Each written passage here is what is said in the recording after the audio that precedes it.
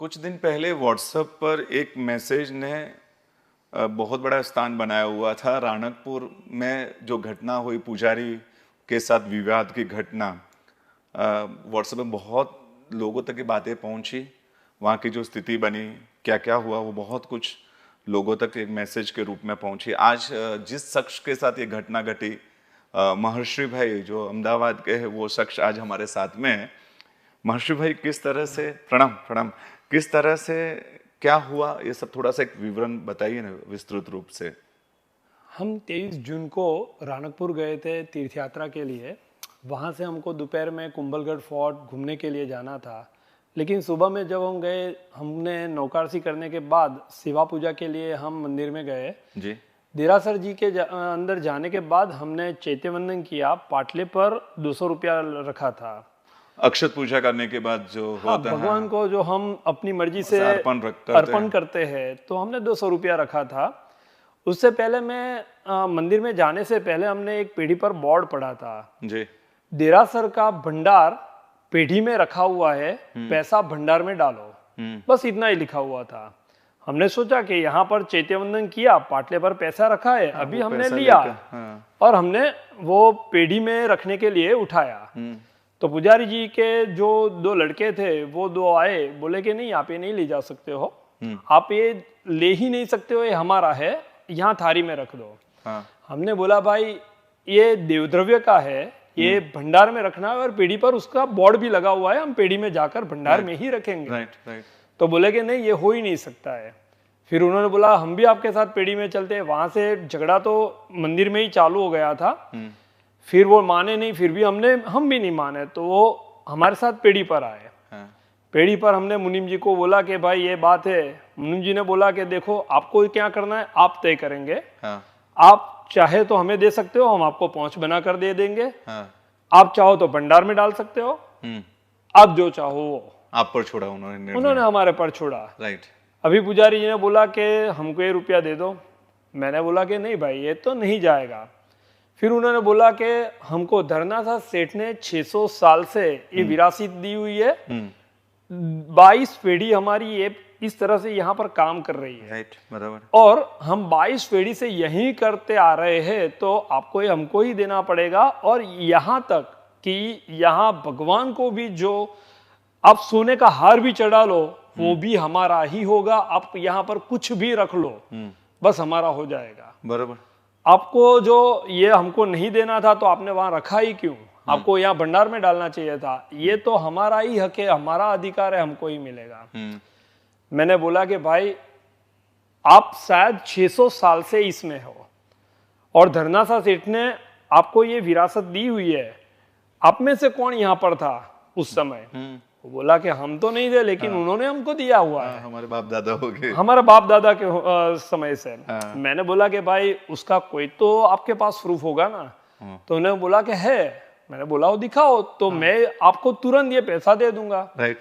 तो वो बोला कि ताम्रपत्र पर लिखकर हमको दिया गया है, हम ये आपको नहीं दिखा सकते। पेढ़ी भी यहाँ बहुत सालों से देखने को बैठी है, बहुत सारे गच्छाधिपति आ गए, बहुत सारे आचार्य आ गए, बहुत सारे साधु आ गए, लेकिन आज तक हमने किसी को नहीं दिखाया। मैंने बोला कि भाई होगा तो दिखाओगे ना आप। राइट। आपके पास है ही कहाँ पर? बराबर। तो बोला कि नहीं, जो भी बात हो। फिर गर्मा गर्मी से बात करने लगे, बहुत ज्यादा झगड़ा हुआ। उसके बाद उन्होंने अपने पिताजी, जिनका नाम अशोक भाई था, वो दोनों बेटों ने अपने पिताजी को बुलाए। कोई 2 लेडी भी थे और एक दूसरे भाई भी थे, वो सारे लोग आए। फिर बहुत ज्यादा गर्मा गर्मी करने लगे और हम सिर्फ 4 लोग थे। मैं था, मेरा बेटा था, मेरे श्राविका जी और मेरे सासू थे।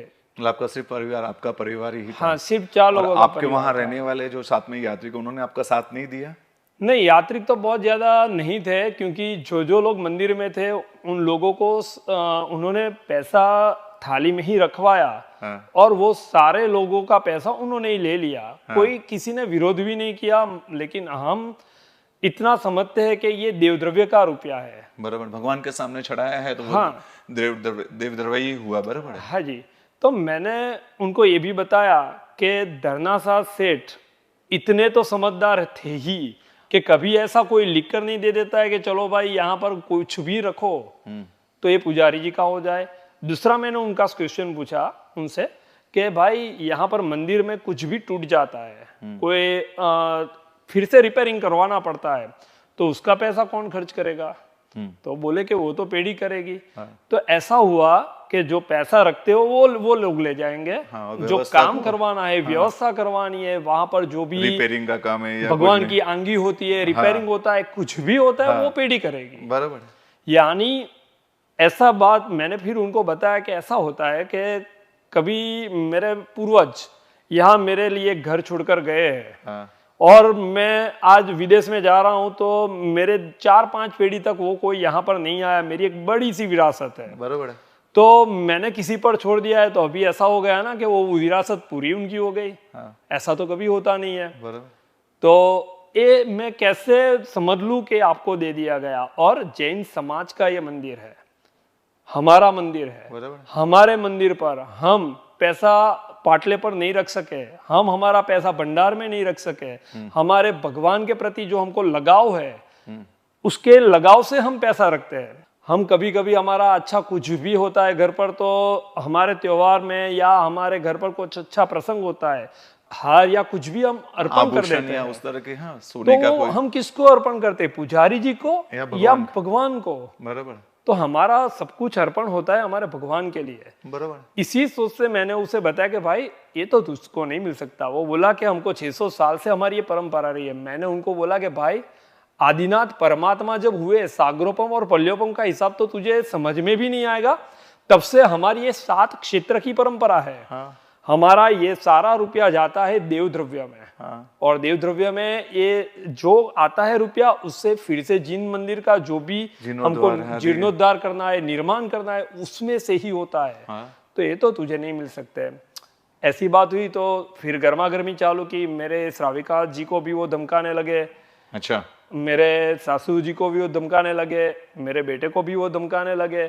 और बाद में मेरी बात वहां तक उनसे बात आ गई कि हम शास्त्र और शस्त्र दोनों जानते हैं, हमसे बहस मत करो, माथाफोड़ी मत करो, नहीं तो परिणाम अच्छा नहीं आएगा। आप यहाँ से बाहर भी नहीं जा सकते हो। इस तरह की धमकियां। हाँ, तो मैंने बोला कि भाई क्या करोगे? ज्यादा से ज्यादा आप क्या कर सकते हो? मार सकते हो ना। हम बैठे, आपको जो करना है वो कर लो। उसमें उसके बाद भी बहुत ज्यादा गर्मा गर्मी की। उसके बाद जो बात हुई तो वो बोलने लगे कि अभी आपको आदिनाथ परमात्मा दिखाएंगे, आप यहाँ से बाहर जाओगे ना, कैसा चमत्कार दिखाएंगे, देखना।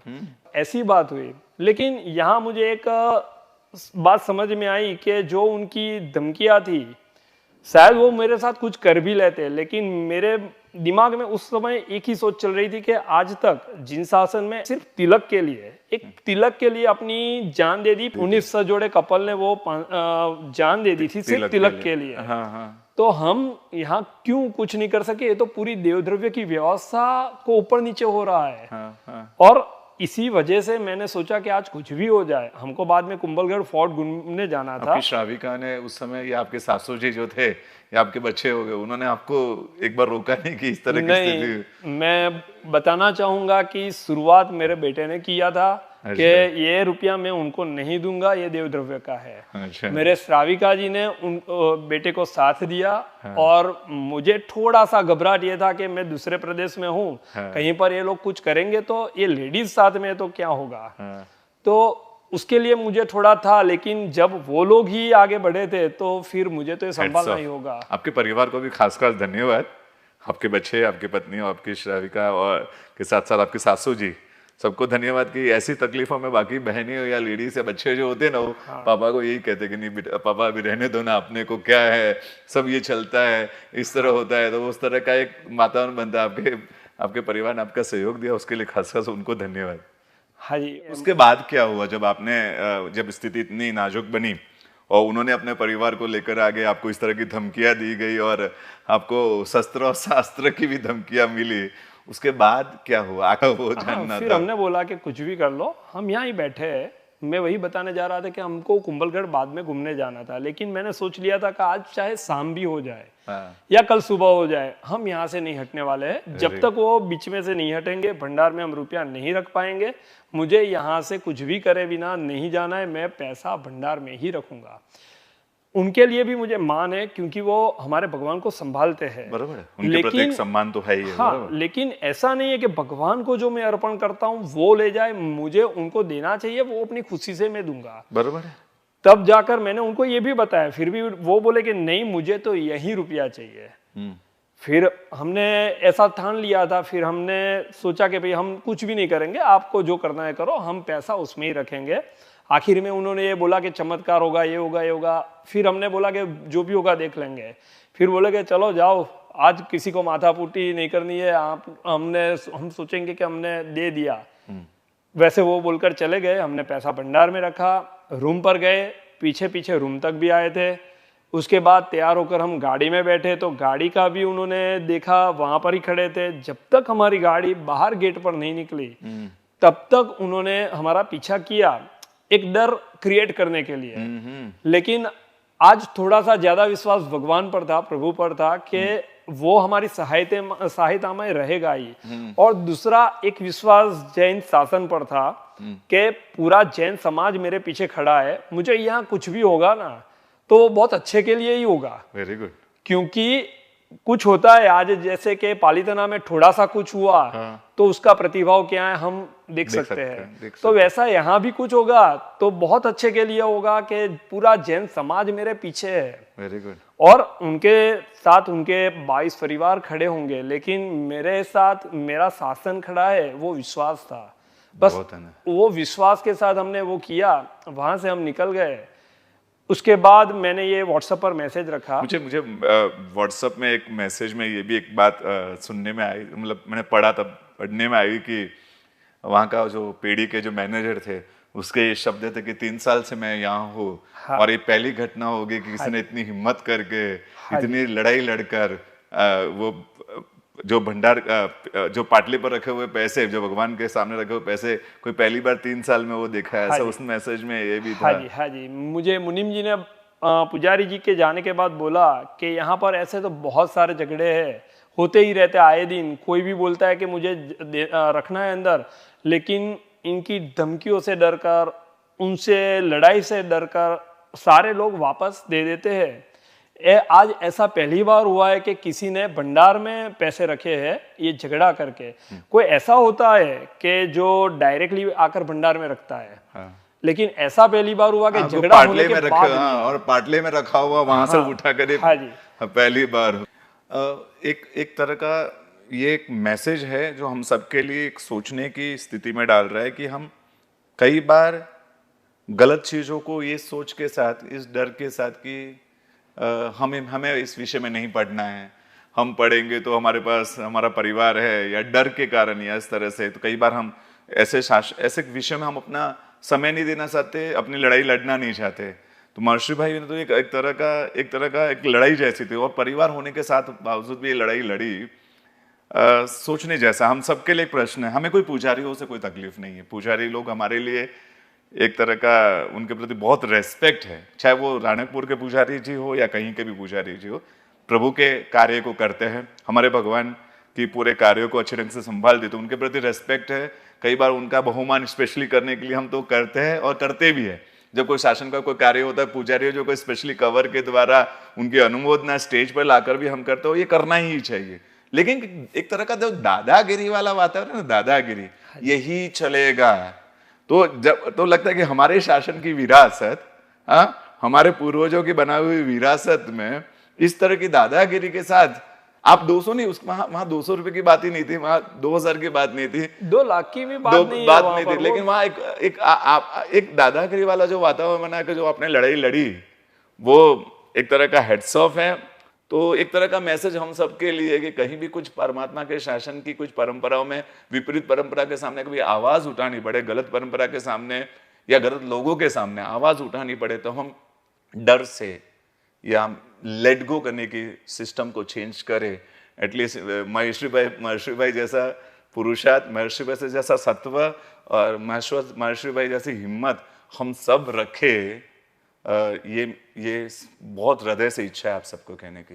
महर्षि भाई, आप चाहते हो क्या, आप क्या चाहते हो? आप घटना तो हो गई, और घटना के बाद आप अपनी जिंदगी में वापस रूटीन भी हो गए होगे, लेकिन उस घटना के बारे में बहुत सारी सोच आई होगी, बहुत सारे रात को भी जब आप सोते जाते होगे तो वो घटना की बहुत सारी चीजें, कोई कितने व्हाट्सएप मैसेज, इतने ये कॉल, आपको क्या लग रहा है कि अंदर से आपकी क्या सोच हो रही पहले है? तो मैंने ये व्हाट्सएप मैसेज में मेरा नाम और नंबर इसीलिए डाला था कि इसे फ्रॉड समझकर कोई छोड़ नहीं दे, इसीलिए नाम नंबर डाला था। फिर इतना ज्यादा कॉल आया, वो मुझे भी अनुमान नहीं था कि जैन शासन इतना जागृत है। Very good. तो बहुत सारे लोगों के कॉल आए, बहुत सारे लोगों ने, कुछ लोगों ने ऐसा भी पूछा कि आगे क्या करना चाहिए। तो मैंने लोगों को यही बताया है कि आगे हमको ये करना चाहिए कि पहले तो जो हम जुट में जाते हैं, चलो किसी का सामर्थ्य नहीं है कि अकेले में हिम्मत नहीं हो रही है, तो जब हम जुट में जाते हैं 15-20 लोग या पूरे लग्जरी लेकर भी हम जाते हैं, तो हमको ये ध्यान रखना चाहिए कि जो पाटले पर रखे वो पैसे भंडार में ही रखे जाए।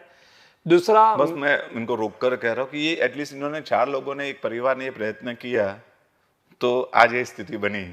आज उन्होंने पहली बार कितने सालों के बाद कोई ऐसी घटना हो गई कि किसी ने पैसे हाथ से भंडार में डाले, मंदिर के पैसे उठाकर हाथ में भंडार में डाले, जो पेड़ी का भंडार होगा। अगर यही 25, 50, 500 लोगों की ये हिम्मत आ जाए, 500 लोग सोच ले कि हम राणकपुर में जाएंगे, हम 500 लोग इस तरह का प्रयत्न करेंगे, तो सिनेरियो बदल जाएगा एकदम। हाँ, एकदम। और वो आज वो एक परिवार भी जब सामने हिम्मत से आता है तो उनके सामने भी वो हार मान स्वीकार कर सकता है। कल 500 परिवार वाले जाएंगे, 500 लोग यूथ के है, ग्रुप के जाए, और हम बोलेंगे हम नहीं करेंगे, तो स्थिति में बदलाव होगा। और स्थिति में बदलाव इसी तरह होता है। और एक बात, युवान लोग, यंगस्टर्स जो सुन रहे हैं, क्रांति हमेशा युवानों के कंधे पर आती है। इनके लड़के ने हिम्मत की होगी, वो लड़का था 16-17 साल का, 16 साल का लड़के ने हिम्मत की होगी कि नहीं पापा मैं हूँ साथ, और उसने पहले हिम्मत किया, तो क्रांति की एक शुरुआत हुई है, एक आंधी की शुरुआत। और क्रांति हमेशा युवानों के कंधे पर होकर आती है। तो एटलीस्ट जो यंगस्टर्स सुन रहे हैं वो जाए और अपनी हम कोई झगड़ा या विवाद वाला वातावरण नहीं खड़ा करें, कोई वहां पर कोई शस्त्र और शास्त्र की बातें भी ना करें, और शस्त्र की कुछ भी नहीं करना है, लेकिन हमारी परंपरा, हमारी जो मूल परंपरा है शासन की, उसके साथ हम खड़े रहे। पीढ़ी भी अकेली क्या करेगी जब हम उनका साथ नहीं देंगे? तो हम पीढ़ी की गलती, पीढ़ी के बारे में बहुत कुछ बातों के साथ जो करते हैं, उसकी जगह हम अपना रोल अदा करें। हाँ, तो पीढ़ी को भी सहयोग मिला कि नहीं पब्लिक हमारे साथ में है, तो शायद वो बदलाव लाने में वो भी एक बहुत बड़ा रोल अदा पीढ़ी भी करेगी और हमारी भी करेगी। तो मुझे लगता है आज की ये जो हमारा जो कॉन्वर्सेशन हुआ, उससे हम इतना तो सीखे कि हम कभी भी जाएंगे और हम उस तरह का एक कोशिश करेंगे, तो स्थिति आने वाली हमारी जो भविष्य की पीढ़ी है ना, वो एक नई दुनिया राणकपुर की देख पाएगी। और जो राणकपुर में जो तकलीफें है, वो तकलीफें है वहाँ वीडियोग्राफी के आप जो बता रहे हो इस तरह की है, हम युवानों को एक थोड़ा इसका जिम्मा लेना पड़ेगा। और सिर्फ राणकपुर नहीं, बहुत सारे ऐसे प्राचीन तीर्थों में जहाँ आशातना, जहाँ की स्थिति बहुत खराब है, वहाँ हमें थोड़ा आगे आकर, थोड़ा अपने ऊपर लेकर कुछ कार्य करने पड़ेंगे, ऐसा मुझे लगता है। सही है। मैंने एक दूसरा सुझाव भी सोचा था कि आज आनंद जी, कल्याण जी की पीढ़ी तो वहाँ बहुत अच्छा प्रयत्न कर ही रही है, लेकिन उनके साथ खड़े रहने में हम दूसरा ये काम कर सकते हैं। पूरा जैन समाज आज हमारे ओली, अट्ठम और आदि बहुत सारी आराधना, उपदान जैसे बहुत आराधना होती है, तो ऐसे तीर्थों में ऐसी आराधना करवाए जाए तो तकरीबन वहाँ 400-500 लोग एक साथ में होंगे, बरोबर, 8-10 दिन के लिए होंगे। हाँ, तो एक परंपरा चालू हो जाएगी। पाटले पर पैसे रखे, भंडार में जाकर रख दिए, पाटले पर रखे, भंडार में जाकर रख दिए, तो एक परंपरा चालू हो जाएगी। तो ये बहुत अच्छा रहेगा। बहुत बहुत बहुत अच्छी बात महर्षि भाई बता रहे हैं कि जो अनुष्ठान होते हैं वो हमारे अनुष्ठान का रुख पालितना तो है ही हमारा, पालितना हमारा महान तीर्थ है, उसके प्रति की श्रद्धा हमारी हृदय से, हम छोटे से बड़े होकर पालितना की जो दुनिया के प्रति की श्रद्धा तो हमेशा रहेगी। लेकिन कई बार ये अनुष्ठान जो हमारे होते हैं, उस अनुष्ठानों की दुनिया अगर हम इन ऐसे प्राचीन तीर्थों में जहाँ अनुष्ठान, ये उपदान है, आप उपदान के साथ आपने जो बताया उस तरह का कुछ भी अनुष्ठान है, अट्ठम है या 10 दिन का शिविर है या कुछ भी हम ऐसे तीर्थों में रखेंगे, तो शायद वहाँ की जो ये वातावरण जो वहाँ का खराब है, तो वहां पर अगर 500 लोग इस तरह से या 100 लोग, 200 लोग ये प्रयत्न है वहां एक साथ में अनुष्ठान के दौरान 10 दिन रहे और 10 दिन अनुष्ठान में रहे, तो एक बहुत बड़ा बदलाव की एक संभावना हम वहां खड़ी करेंगे पूरा। तो खास सबसे निवेदन है कि ये आप जब आपने जो सुना है, आपने महर्षि भाई को सुना, मुझे सुना, कुछ बदलाव लाने का प्रयत्न कीजिएगा। खूब खूब धन्यवाद महर्षि भाई, बहुत आनंद हुआ। आपके सत्व को, आपके पुरुषार्थ को वंदन। ये जैन समाज का सत्व है, मेरा इसमें कुछ भी नहीं है।